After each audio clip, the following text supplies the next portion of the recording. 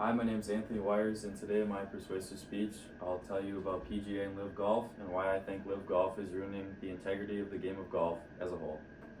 Put yourself in the shoes of a tenured PGA golfer. You dedicated hours of your life to this. You spent countless nights perfecting your craft and so much time into the game just to make it here. Just to see golfers leave the PGA Tour, join the Live Tour, and make more money than you are, even when they're placing lower than you are and playing not as well as you are. Whether you're a golf fan or not, this issue is pertinent.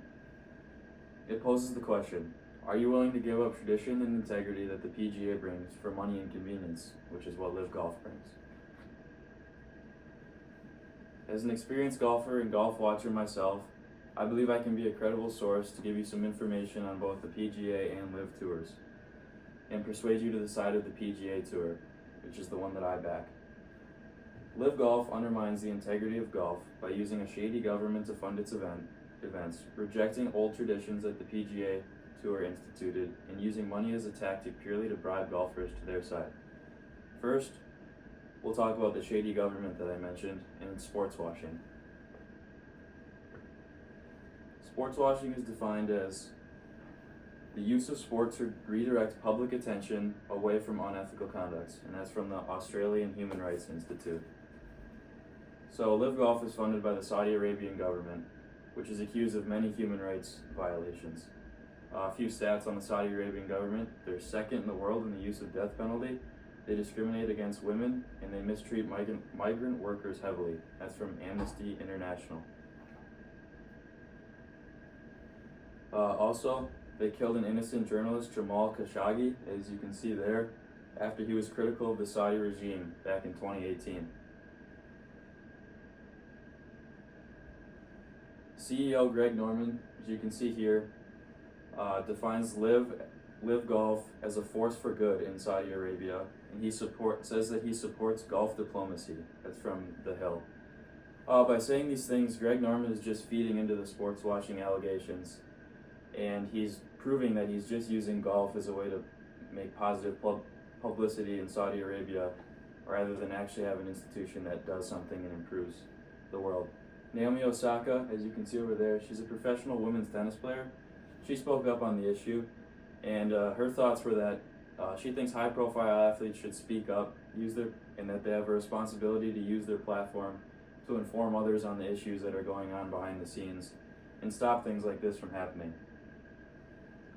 To counteract that, Norman, again here, argues that all countries commit human rights violations, which is true, but he's just trying to downplay the issues of Saudi Arabia. Second, we'll talk about the age-old traditions that Live Golf rejects.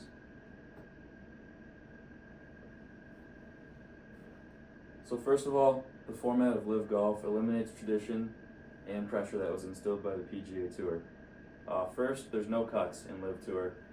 In the PGA Tour, it's a 4-day tournament, 72 holes, and after the second day, which would be Friday, it's played on Thursday, Friday, Saturday, Sunday.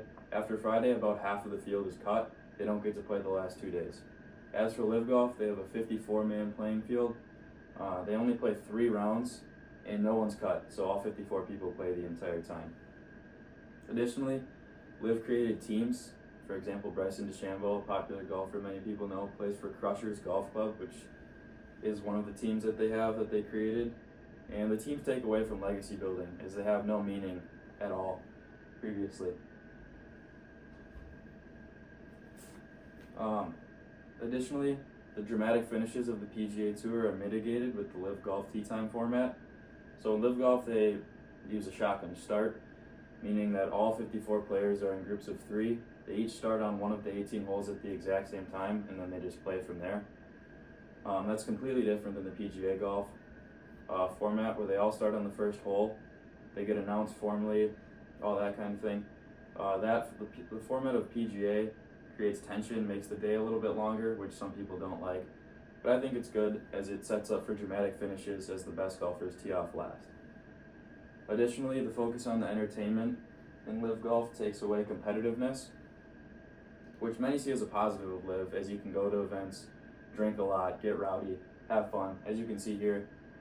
But actually, this is not a Live Golf event. This is a PGA golf event. PGA matches Live, in different ways, such as the waste management tournament. This is the 16th hole of the waste management tournament. People are encouraged to drink, get rowdy, have fun, yell, cheer on the players, and things like that. So even though the LIV provides an extra entertainment aspect that the PGA Tour doesn't really provide, PGA can match them in certain ways.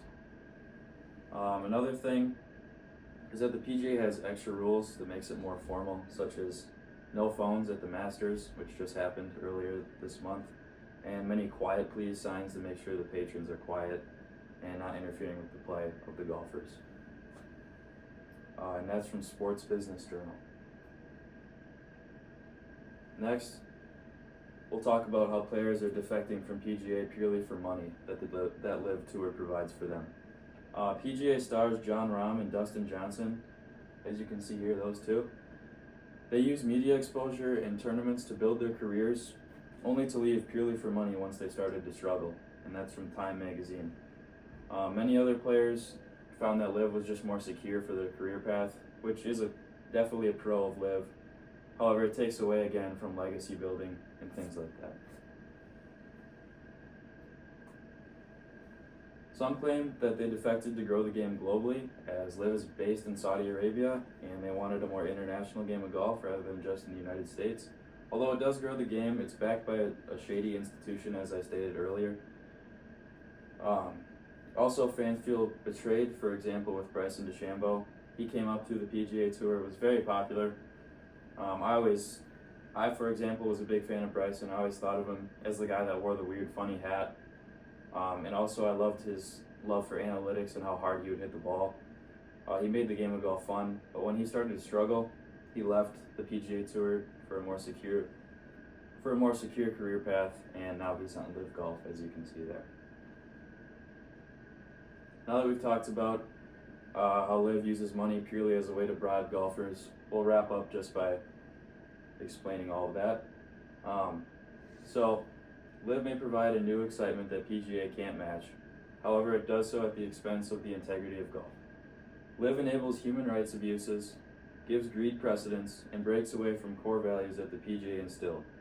Whether you are a golf fan or not, these ethical issues bleed into other parts of the world and must be addressed.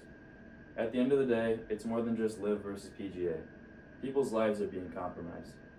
I urge you to give thought to human rights issues, and for all of you golf fans, take a deep thought into which institution you back from now on. Thank you. Here's my audience.